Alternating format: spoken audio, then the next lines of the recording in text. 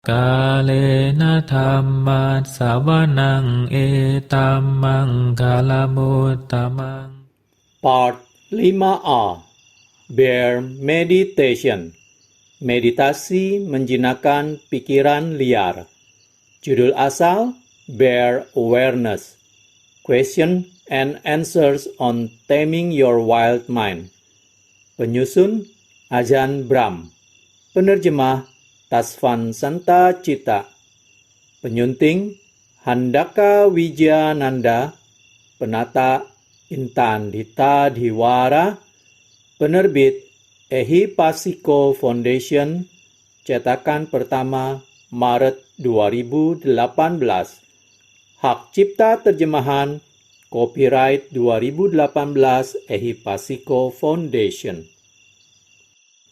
Video part 5a ini berisi bagian 5, Kindfulness setiap hari, resep untuk semua yang bikin Anda sakit. Direncanakan bagian 5 ini akan terdiri dari 4 bagian video. Baiklah, kita mulai. Kindfulness setiap hari, resep untuk semua yang bikin Anda sakit. Beberapa tahun lalu di retret Sydney, ada orang yang membuat suara napas keras selama meditasi. Beberapa hari retret berlangsung. Saya menerima beberapa lembar kertas dalam kotak pertanyaan yang mengeluhkan ini, dan meminta saya menyuruh orang-orang bernapas lebih senyap. Pria ini ternyata sekarat karena kanker hidung. Para dokter telah angkat tangan terhadapnya, dan inilah pertaruhannya yang terakhir.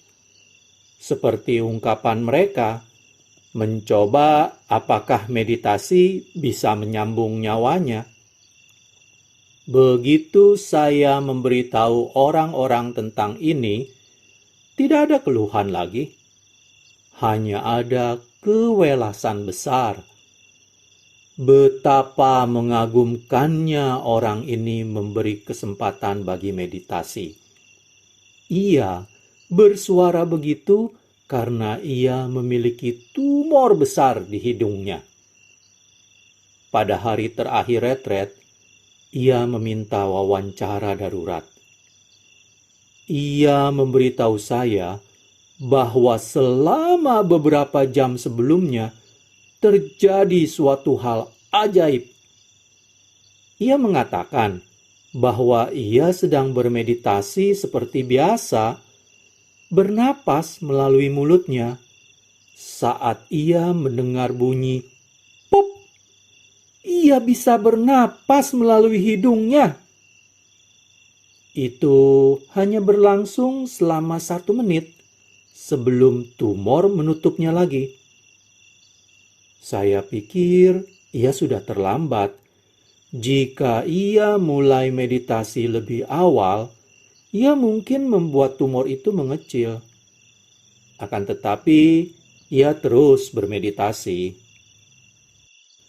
Beberapa tahun kemudian, ada orang mendatangi saya di Sydney dan berkata, "Apa Anda ingat saya?" Ia ternyata orang itu. Ia mengatakan bahwa ia terus bermeditasi. Tumor ini menciut sepenuhnya, mengecil sampai hilang tuntas.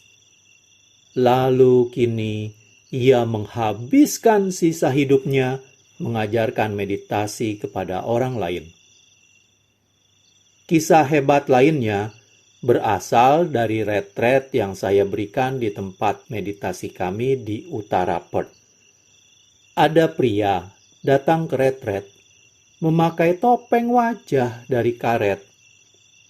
Ia memberitahu saya pada awalnya bahwa ia tidak yakin akan bertahan selama 9 hari penuh, karena ia mengidap penyakit eksim yang sangat berat.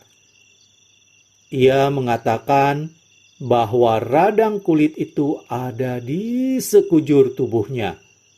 Kurung buka, ia mengangkat celana panjang dan kausnya untuk menunjukkannya kepada saya.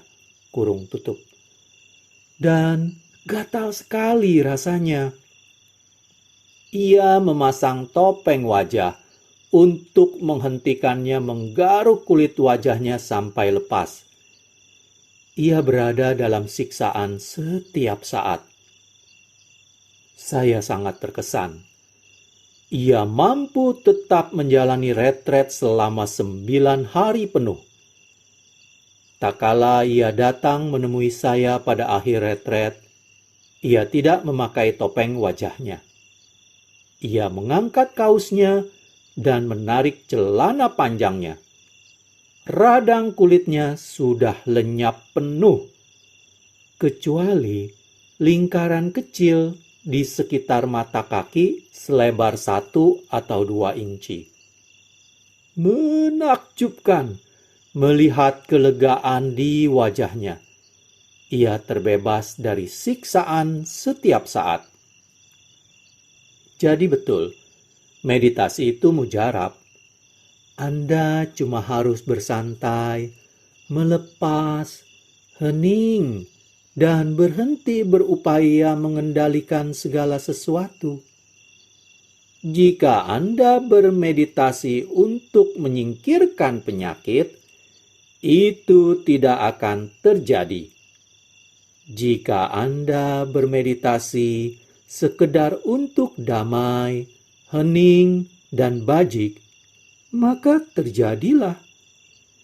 Itulah sebabnya banyak dokter merekomendasikan meditasi kepada para pasien mereka. Bisikan kata-kata bijak. Bagaimana kita bisa menggunakan apa yang kita pelajari dalam meditasi untuk menyembuhkan penyakit? Atau haruskah kita begitu bercukup hati sehingga kita tidak berupaya sembuh dan sekedar membiarkannya? Biarkan saja, dan Anda akan sembuh. Jika Anda berusaha untuk pulih, Anda malah akan makin parah.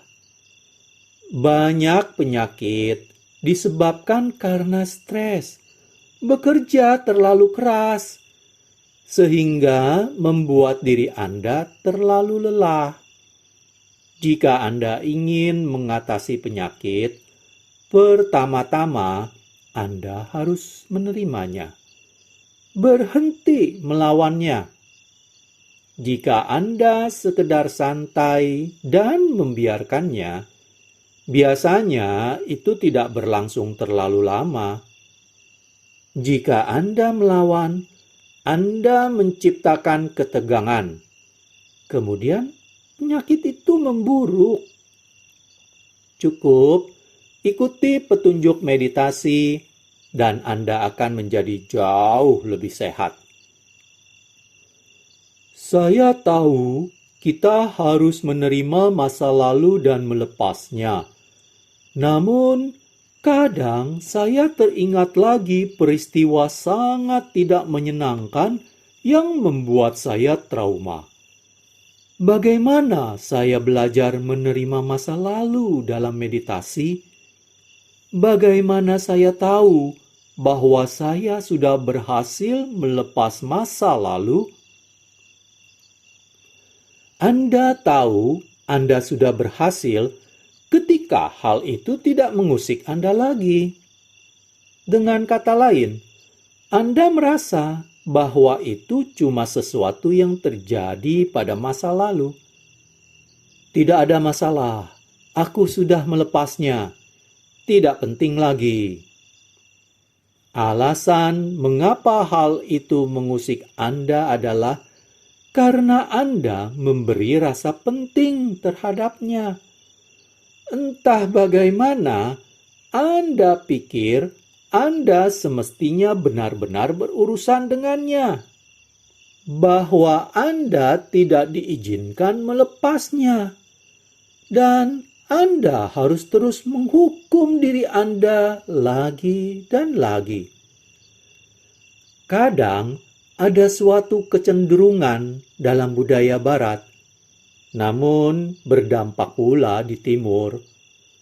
Anda benar-benar merasa Anda layak menerima hukuman, cercaan, dan duka atas sesuatu yang telah Anda perbuat. Sebagian orang berpikir mereka harus berduka, walaupun mereka sama sekali belum melakukan apapun yang salah. Mereka cuma berpikir mereka layak menderita. Itu sangat gila sepanjang berkaitan dengan ajaran Buddha. Dalam ajaran Buddha, meskipun Anda melakukan hal yang keliru, tidak ada hukuman. Cukup akui bahwa Anda melakukan kesalahan, bahwa Anda melakukan sesuatu yang bodoh. Setiap orang melakukan kesalahan. Lalu maafkan diri Anda dan belajarlah dari itu untuk memastikan Anda tidak melakukan kesalahan yang sama lagi. Itulah yang kita semua lakukan. Akui, maafkan, dan belajar dari situ. Tidak ada hukuman. Saat tidak ada hukuman, jauh lebih mudah untuk melepas. Ketika Anda pikir ada hukuman yang terlibat, itu akan membuat segalanya rumit. Kita cenderung menyembunyikan kebenaran dan tidak mengakui apa yang telah kita lakukan. Kita tidak mau menanganinya karena kita pikir itu akan menyakitkan. Kita tak bisa melepas karena kita menghindari hukumannya yang kita pikir layak kita terima. Jadi, tolong pahami bahwa tidak ada hukuman. Dengan begitu, akan sangat mudah melepas masa lalu. Jangan menghadapinya dan melukai diri sendiri. Anda tak layak mendapat itu. Nyatanya, ketika Anda melakukan sesuatu yang keliru, Anda harus beritahu setiap orang mengenainya untuk membuat mereka tertawa. Ketika Anda frustrasi dengan perbuatan dan perilaku murid-murid Anda, apa Anda merasa hendak berhenti dari profesi Anda sebagai guru spiritual dan membiarkan saja mereka? Anda tidak pernah frustrasi. Anda hanya pikir itu semua kesenangan yang hebat. Saat orang-orang melakukan hal yang benar-benar konyol, Anda pikir, itu benar-benar lucu. Nomor 1. Anda mengharap orang-orang melakukan hal konyol. Nomor 2. Ketika mereka melakukan hal konyol, Anda selalu melihat sisi jenakanya. Anda melihat betapa orang bisa begitu lucu. Anda kemudian memberitahu setiap orang mengenai itu, dan itu membuat mereka tertawa. Kita semua kadang melakukan kekonyolan, jadi tak ada alasan untuk frustrasi. Frustrasi adalah pertanda Anda berusaha mengendalikan, berusaha mencapai ini dan memperoleh itu. Saya bilang kepada orang-orang agar jangan menjadi maniak kendali. Dan itu juga bagaimana saya bertindak. Saya bukan kepala wihara maniak kendali. Saya bahkan tidak mengendalikan batin saya sendiri. Saya melepas. Dan kemudian batin jauh lebih damai, hening, dan bahagia. Jadi, Dengan tidak mengendalikan para biku, Anda tidak frustrasi ketika mereka melakukan hal-hal bodoh. Saya dengar salah seorang anagarika mengadakan aksi mogok. Alih-alih frustrasi, saya pikir, ini benar-benar lucu. Saya tidak tahu apa yang akan ia lakukan. Ia boleh mogok selama yang ia suka. Selama ia tidak mulai mendirikan serikat buruh dan menarik semua anagarika lainnya untuk mogok pula. Jika ia bergabung dengan serikat buruh lainnya di Perth, saya akan kena masalah. Namun selain itu, aksi itu lucu belaka. Maka tertawalah dan jangan anggap itu serius. Frustrasi adalah pertanda kebodohan, pertanda terlalu banyak pengharapan. Turunkan pengharapan Anda. Selama beberapa hari berikutnya, jangan miliki pengharapan sama sekali, terutama dalam meditasi Anda, dan Anda tidak akan frustrasi. Apa perbedaan disiplin dan kendali? Di mana Anda menarik garis batas antara menerapkan disiplin ketat dengan menjadi maniak kendali? Saya telah ditanyai pertanyaan ini berkali-kali.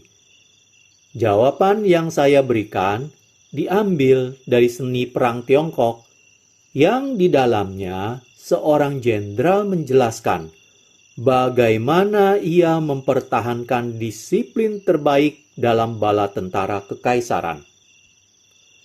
Kaisar memanggil jenderal itu dan bertanya, "Apa rahasia di balik disiplin kamu?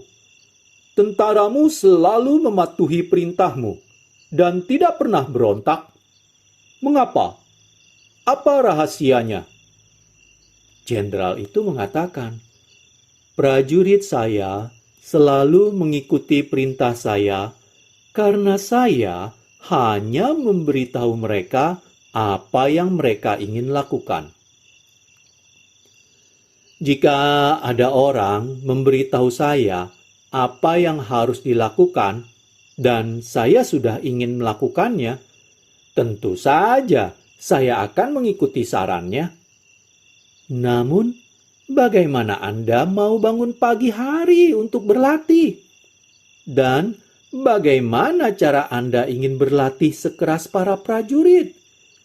Dan bagaimana seorang prajurit mau pergi ke medan perang dengan mengetahui bahwa ia bisa terluka atau terbunuh? Jawabannya adalah motivasi. Jenderal itu sesungguhnya adalah motivator hebat. Ketika lonceng bangun pagi dibunyikan pagi hari, para prajurit itu begitu termotivasi sehingga mereka mungkin sudah bangun. Mereka benar-benar ingin berlatih dan tidak perlu disuruh. Mereka mungkin bahkan berlatih porsi tambahan. Ketika saatnya terjun ke pertempuran, mereka begitu termotivasi oleh semangat bela negara, kepahlawanan, atau apapun, sehingga mereka tidak tahan menunggu perintah perang diturunkan. Itulah rahasia kedisiplinan. Anda termotivasi untuk menerimanya. Anda senang bangun pagi-pagi, Anda merasa itu keren, dan Anda merasa kecewa jika Anda tidur sampai waktunya terlewat. "Oh, aku melewatkan sesuatu." Anda ingin mematuhi peraturan, melakukan apapun itu, karena Anda melihat tujuannya. Anda termotivasi. Saya mencuci otak, memotivasi murid-murid saya untuk ingin meditasi.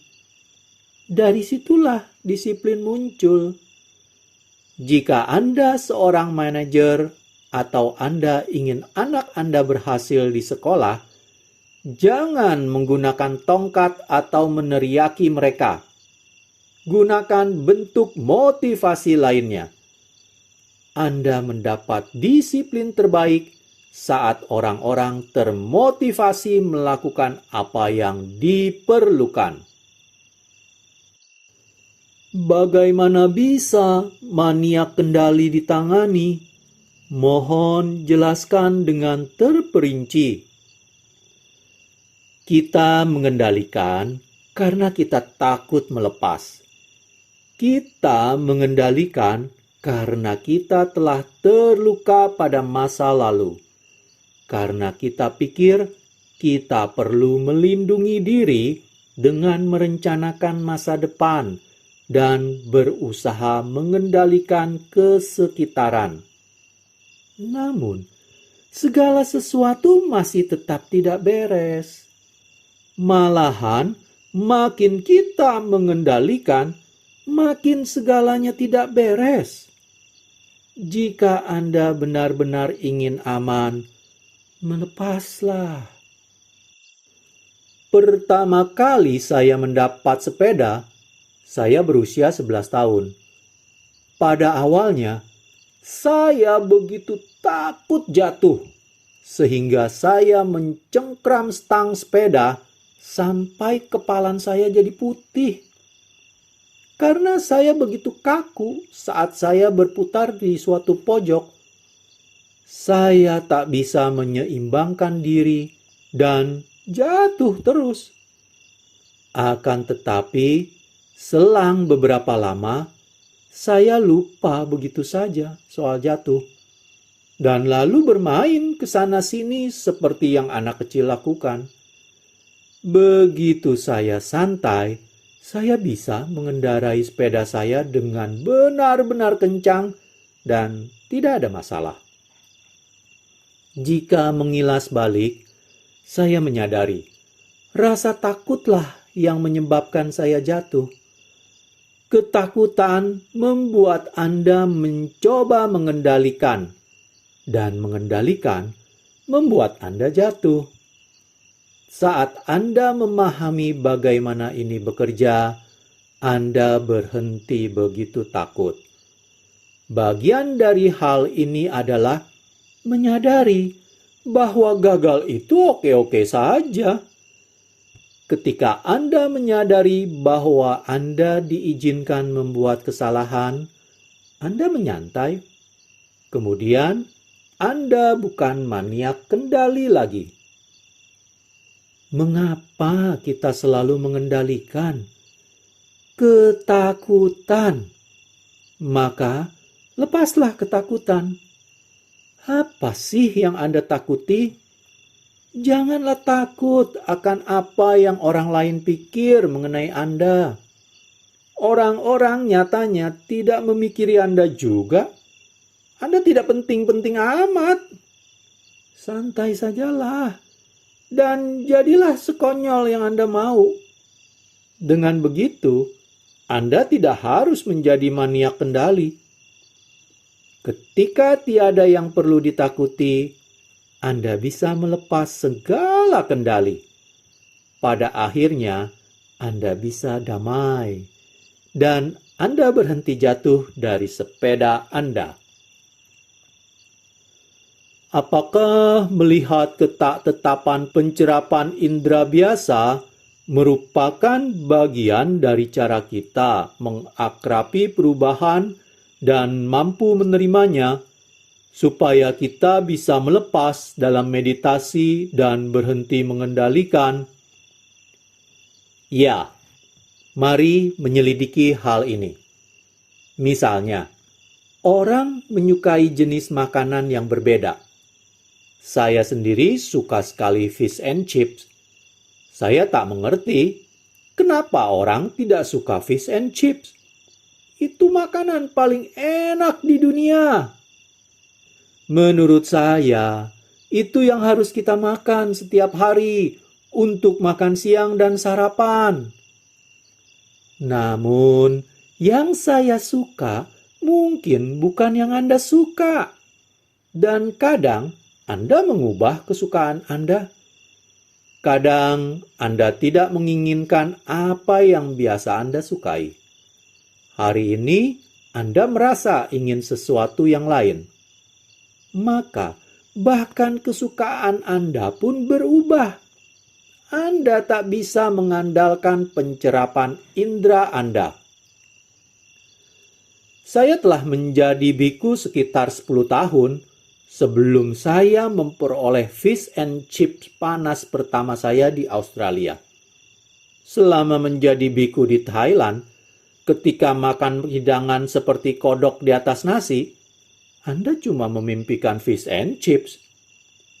Suatu hari, setelah saya tinggal di Australia, saya harus melakukan upacara perkabungan pagi-pagi dan tidak cukup waktu untuk kembali ke wihara untuk makan siang. Ajahn Jagaro, kepala wihara saat itu, memberitahu saya, cari sesuatu untuk dimakan dalam perjalanan pulang. Maksud Anda, saya bisa memilih sesuatu untuk diri sendiri? Maka, Ana Garika yang mengantar saya naik mobil membawa saya ke restoran fish and chips. Untuk pertama kalinya setelah bertahun-tahun, saya mendapat hanya fish and chips, bukan dengan kari atau makanan lain di atasnya. Namun, hanya fish and chips panas di atas lembar kertas dengan cuka dan garam. Makanan yang kami peroleh di wihara, pada saat makanannya sampai dan kami telah menyelesaikan semua parita, biasanya sudah dingin. Namun, kali ini makanan saya akan panas. Inilah yang ditunggu-tunggu, fish and chips panas. Inilah yang telah saya impikan selama 10 tahun. Namun, setelah saya menyantapnya, saya sakit perut. Sungguh mengecewakan. Mengapa? Persepsi saya saat diuji ternyata tidak sesuai janji. Berapa kali dalam kehidupan telah terjadi bahwa sesuatu yang Anda impikan, sesuatu yang membuat Anda meneteskan air liur, ternyata bukan hal yang heboh begitu Anda mendapatkannya betulan. Mengapa kita membuang begitu banyak waktu mengingini segala sesuatu? Sama pula, sekalipun Anda mengalami retret yang buruk, Anda mungkin mengubah persepsi Anda untuk menganggapnya sebagai bagus. Karena Anda akan merasa malu memberitahu teman-teman Anda betapa banyak uang dan waktu yang telah Anda habiskan. Alih-alih Anda mengatakan sesuatu yang positif.